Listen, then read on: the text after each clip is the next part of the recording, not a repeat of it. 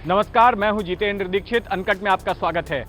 Underworld don Dawood Ibrahim के भाई अनीस का नाम फिर एक बार चर्चा में है।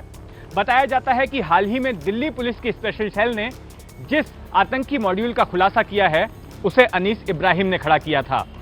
यह कोई पहली बार नहीं है कि अनीस इब्राहिम का नाम चर्चा में आया हो। अनीस को दाऊद के सबसे खूंखार भाइयों में से एक माना जाता है। आज किस्सा है इसी अनीस इब्राहिम पर। अंडरवर्ल्ड और आतंकवाद का कॉकटेल नया नहीं है। जब भी किसी खुफिया एजेंसी को किसी दूसरे देश में आतंकी वारदात को अंजाम देना होता है तो सबसे पहले पहचान की जाती है आपराधिक गिरोहों की और ऐसे गुटों की जो कि सत्ता के साथ, सरकार के साथ संघर्ष में हों। दरअसल ये तरीका अमेरिकी खुफिया एजेंसी CIA ने इजाद किया था। बाद में कोल्ड वॉर के वक्त यही CIA पाकिस्तानी खुफिया एजेंसी ISI की गुरु बन गई।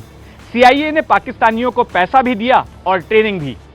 ये CIA से सीखे फॉर्मूले का ही नतीजा था कि ISI ने मुंबई के सबसे बड़े डॉन दाऊद इब्राहिम से भारत में आतंक फैलाने के वास्ते संपर्क किया।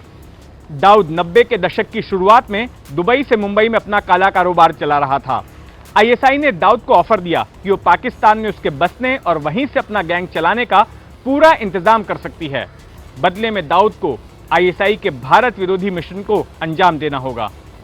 ISI ने दाऊद को पहला असाइनमेंट दिया 12 मार्च 1993 को मुंबई में सिलसिलेवार बम धमाके करने का।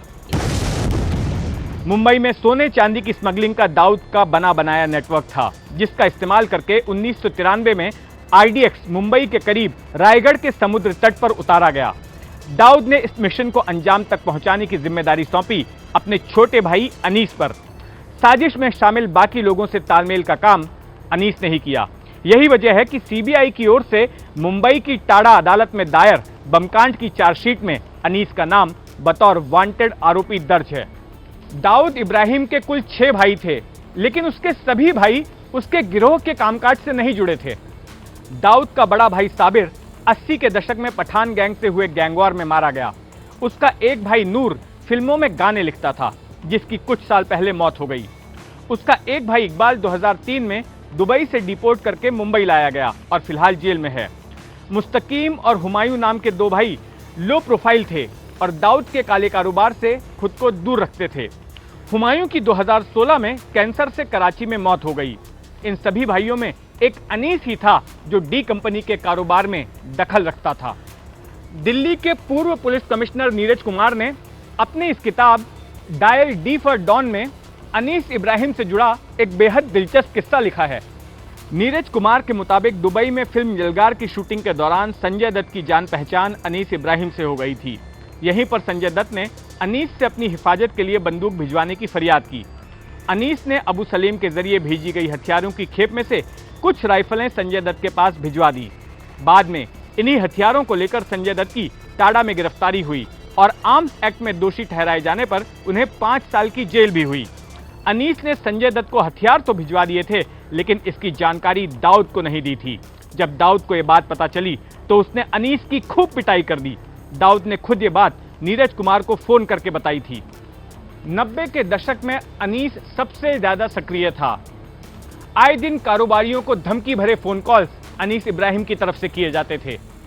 शूटरों को हथियार पहुंचाने का काम और पैसों के हिसाब रखने का काम अनीस देखता था।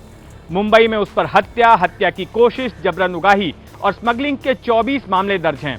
डी कंपनी में अनीस की हैसियत नंबर 2 की थी, लेकिन गिरोह में ही एक और शख्स उसके वर्चस्व को चुनौती दे रहा था और खुद को अनीस के बराबर मानता था। यह शख्स था छोटा शकील। छोटा शकील दाऊद का दाहिना हाथ माना जाता है। वो शूटरों की भर्ती तो करता ही था, डी कंपनी के प्रवक्ता के तौर पर भी काम करता था।